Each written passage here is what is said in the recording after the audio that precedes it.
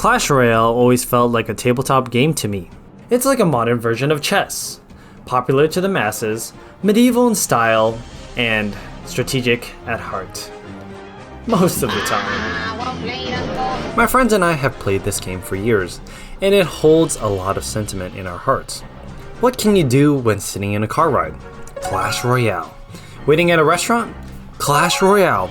When at a party with all your family? Clash Royale. Even with its flaws, it is still a phenomenal game, with iconic character designs and fun storylines. Some of us have lost a lot of money to this game. Luckily, not me. I'm an intellectual. Yes, sir! Instead, I'll be making money from Clash Royale. Today, we're making Clash Royale minis fit for a tabletop game. Something I feel is well overdue. It feels so nice to be able to hold these guys in your hands, and they really aren't that hard to make. Okay, that's a lie, but it's not impossible.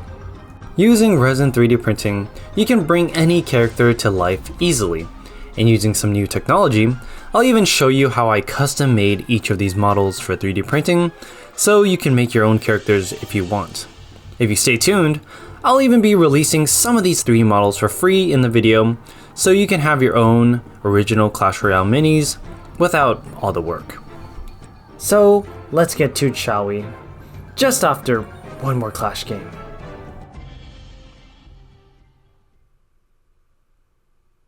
The real question at hand is, how many trophies do I have? Well, I'm not that good at Clash Royale. I've mainly only played the 2v2 game mode all my life because I think it's more fun to play with friends, and that's the reason for my trophy disparity. 1v1 just never appealed to me because it's far too addicting. I don't have time for that. I have YouTube videos to make. My friends and family, on the other hand, are invested. Here is the Nim clan. We have Hobo Alex, Hobo Joe, and Bob. Incredible. My favorite thing to do in the game is my golem push strategy. Using clones, you can actually push golems forward as a way of winning.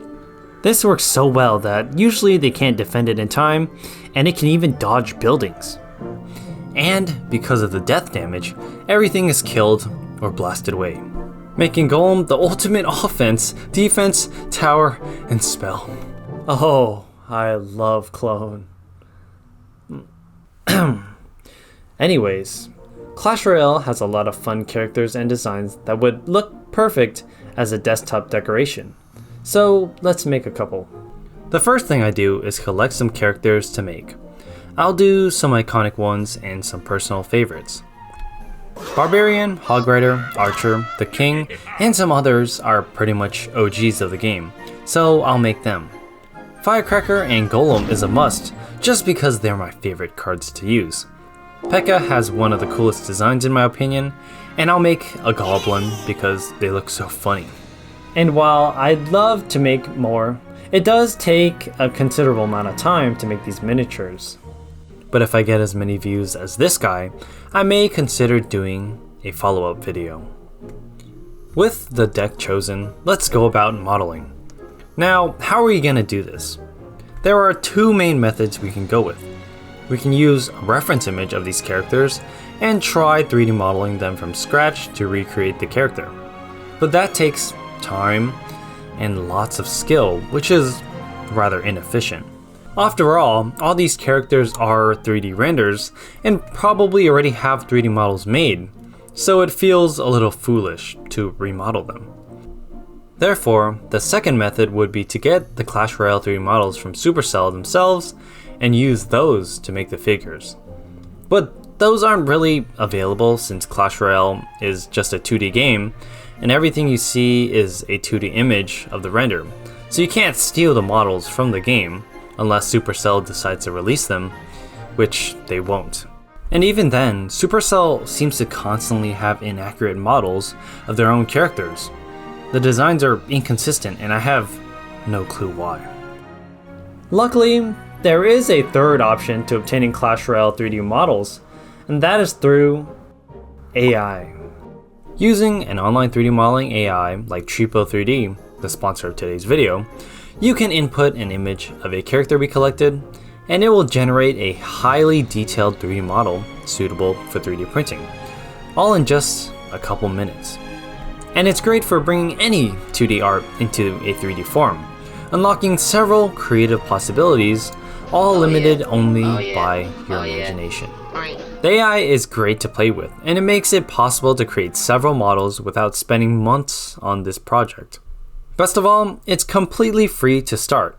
New users receive 300 free credits to begin the creative journey, and by using an invite code, you can get even more credits. Using Tripo3D, you can basically make any character from Clash Royale depending on how you use your credits, and it's only 15 credits per generation. For example, I'll input the P.E.K.K.A image, and after a couple of minutes, it puts out a preview of the model. The AI works pretty darn well and captures the shape of the character almost perfectly, which is sometimes even hard to do by hand as an artist. It even imagines the back of characters and captures some very intricate details, such as the golem rock textures or the king's hair. However, it isn't perfect, of course. The AI can sometimes make mistakes and lacks common sense. The goblin is missing some ropes, and the prince's leg is connected to the polearm. It usually only happens from the back view, where the AI has to predict what's there, or on very complex poses, like the firecracker. Additionally, some parts of the model can lose some of the detail, such as in the faces. But you can fix these errors using some tricks. By cropping the image to just certain parts, like the head, the AI can focus on it and make a higher quality model of it, which you can then combine with the body later. Tripo also supports a multi-view feature where you can put multiple images of the same character to get a more high quality result. I did this with the official released images of the Spear Goblin and used it to generate the assets for the back of this model. I was even able to generate the spear, which would have been kind of tedious to model on its own, but here it just took seconds. Wonderfully, for the most part, characters like the Musketeer, Barbarian, Giant, and Knight were almost flawless due to how good their images were and the fact that they had less dynamic poses. I was pleasantly surprised by how the AI captured the grass model, making it flat so characters could easily step on it instead of a very pokey mess. But even then, to truly elevate these models, I choose to do some extra 3D modeling for all of them in Blender. While a 3D modeling program is hard to learn, it is necessary for the best quality professional models. This is where you can swap heads, combine models, and clean up errors. It's genuinely a lot of work. Some characters, like the witch, were so complex that I rigged a skeleton model separately that I generated to pose and add to the witch's figure design so that the skeletons were more accurate. For the firecracker's errors, there were no high quality views of the back of the firecracker to capture the rocket design, so I had to model it. Eventually though, through tons of editing, I made 14 detailed models of many of the original characters, other than Evo Crack. She's mine. By combining AI and your own skills, you can make extremely professional looking models, and it's why I think AI is a wonderful tool to add to a workflow like this. Use my invite code to get an extra 500 credits when you sign up, plus grab 60% off your first month of the Pro plan with my discount code. Additionally, all of these Clash Royale 3D models will be available on my Etsy page in the description below for just a couple dollars. I won't have the time to print and paint all of these, but you can, so feel free to use them. Links to Tripo AI and my Etsy page to purchase all these 3D models are in the description below.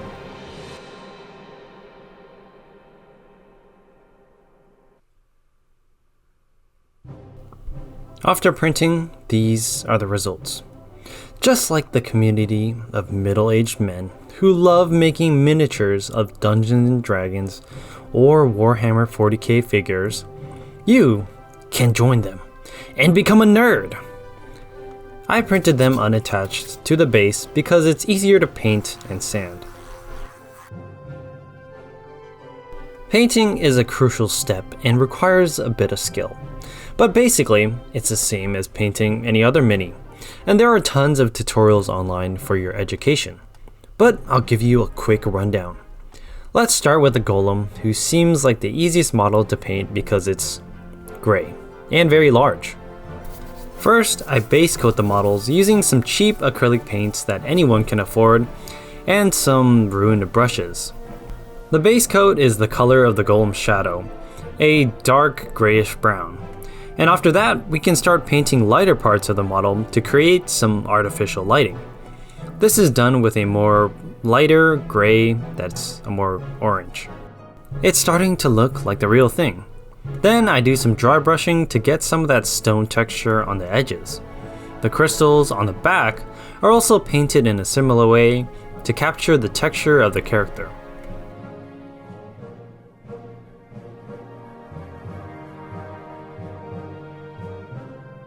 Do the same steps with the grass and glue them together. There you go. Of course, it isn't that simple for all the models. Painting skin is particularly hard to do because it isn't a rock and has much more reds, browns, and oranges to sort out. Many characters also have much more intricate details to capture and paint properly. Not to mention, you also have to match the colors well in order to get something really professional looking. Luckily, Clash Royale is just a tap away for your reference viewing pleasure. Whoops! Hey, just one more game. Just one more game. It's too much to go over in one video, but miniature painting is basically just like painting an art piece on a canvas. You have shading and highlights, not just flat color.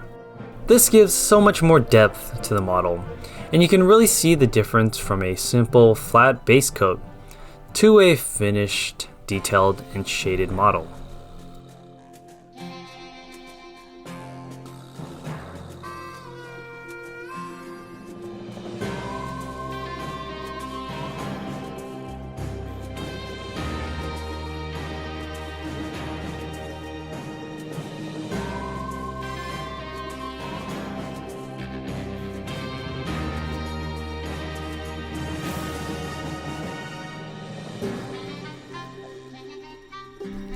When painting was finished, I manually drilled holes into the character's feet to attach them to the base. On my Etsy page, you can download the unattached models and attached models depending on how you prefer your miniatures printed. I prefer them separate to help with painting the underside of figures.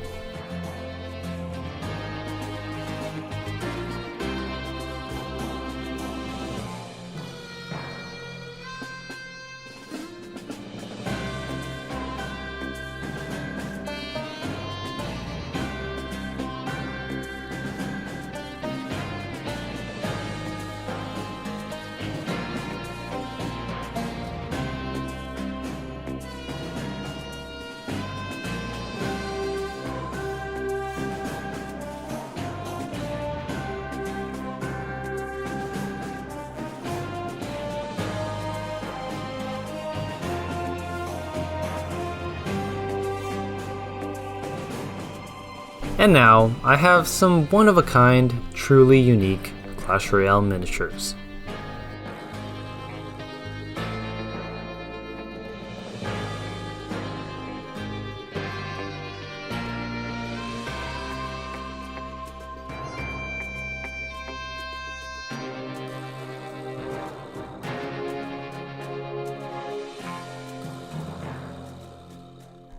Clash Royale is dumb fun, and these figures are my way of showing appreciation.